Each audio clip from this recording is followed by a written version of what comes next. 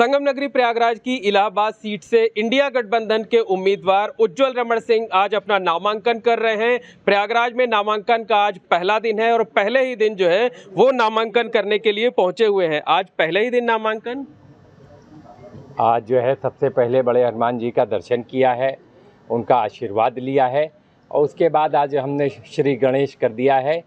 और निश्चित तौर से मेरा मानना है कि जिस हिसाब से लोग बदलाव चाहते हैं, इंडिया गठबंधन की सरकार पूरे देश में बनने जा रही है, एक परिवर्तन की बयार बह रही है, ये ज़मीन पर दिखलाई दे रहा है। और जब 25 मई को चुनाव होगा, प्रयागराज की देवतुल्य जनता निश्चित तौर पर बदलाव करेगी।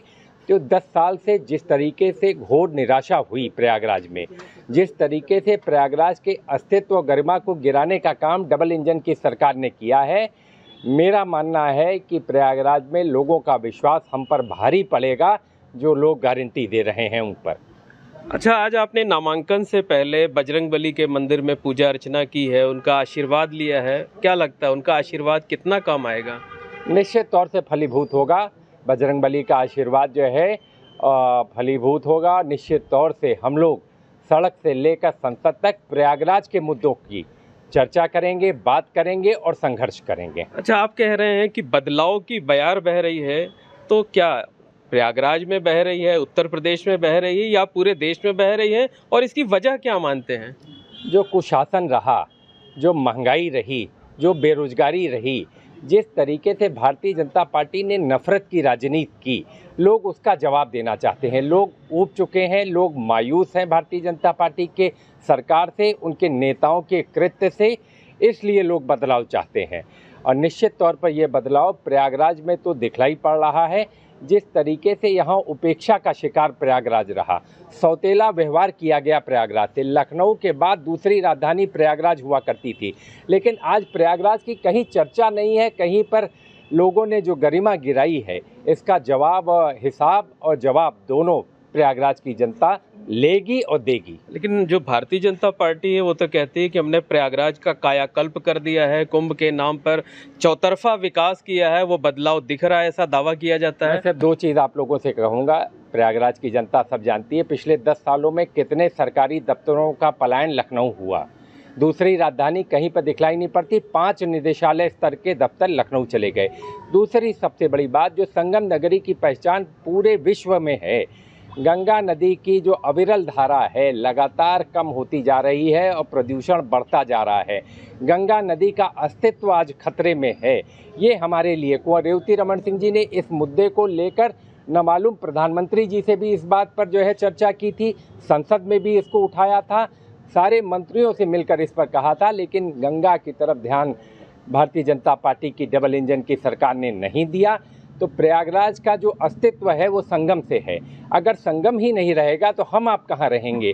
आज उसी अस्तित्व को बचाने की लड़ाई हम लड़ेंगे और गंगा नदी को कैसे पुनर्जीवित किया जाए, कैसे बेहतर दशा में लाया जाए, कैसे उसके पुराने गौरव पर लाया जाए। दिन पर दिन पानी घटता जा रहा है गंगा नदी में। खाली नहरों के पानी से नहीं होगा। आपने गंगा को सुरंगों में, डैमों में कैद कर दिया। जब तक आप उत्तराखंड में सुरंगों और डैमों से गंगा को मुक्त नहीं करेंगे, गंगा नदी में अविरल धारा नहीं आएगी। प्रदूषण के स्तर पर कोई काम नहीं हो रहा है, सिर्फ दिखावे का काम हो रहा है। अच्छा, ये बताइए कि आप लोग यानी जो इंडिया गठबंधन है उसके नेता आरक्षण के मुद्दे को बड़ा जोर शोर से उठा रहे हैं, कह रहे हैं आरक्षण खतरे में है। मोदी सरकार तीसरी बार बनी तो पिछड़ों और दलितों का आरक्षण खत्म हो जाएगा।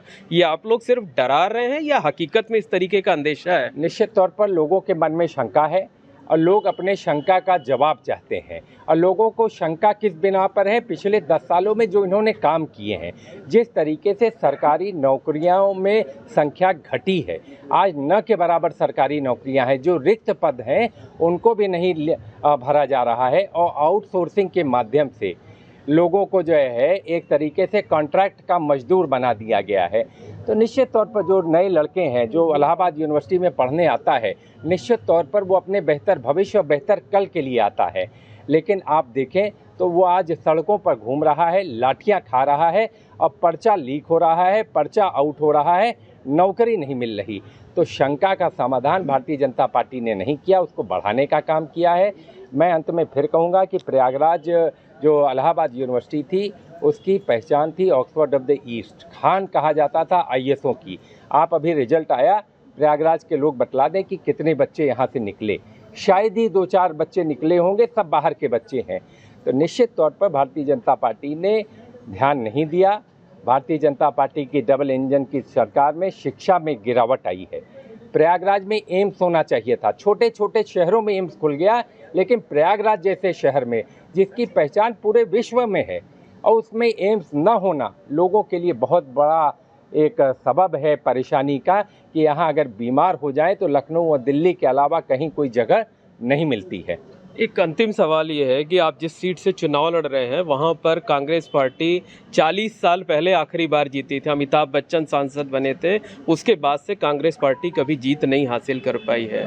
कितनी बड़ी चुनौती इसको मानते हैं? निश्चित तौर से चुनौती है, लेकिन जब जनता का आशीर्वाद मिल जाए, जनता का समर्थन मिल जाए, ये लड़ाई उज्ज्वल रमन सिंह की नहीं है, ये लड़ाई कांग्रेस पार्टी और इंडिया गठबंधन की नहीं है, ये लड़ाई भारतीय जनता पार्टी की डबल इंजन की सरकार बनाम जनता है, बनाम प्रयागराज की जनता। तो जनता आज लड़ रही है, हम नहीं लड़ रहे, हम तो सिर्फ एक नुमाइंदे की तरह हैं, उनकी सेवा करने के लिए सामने आए हैं।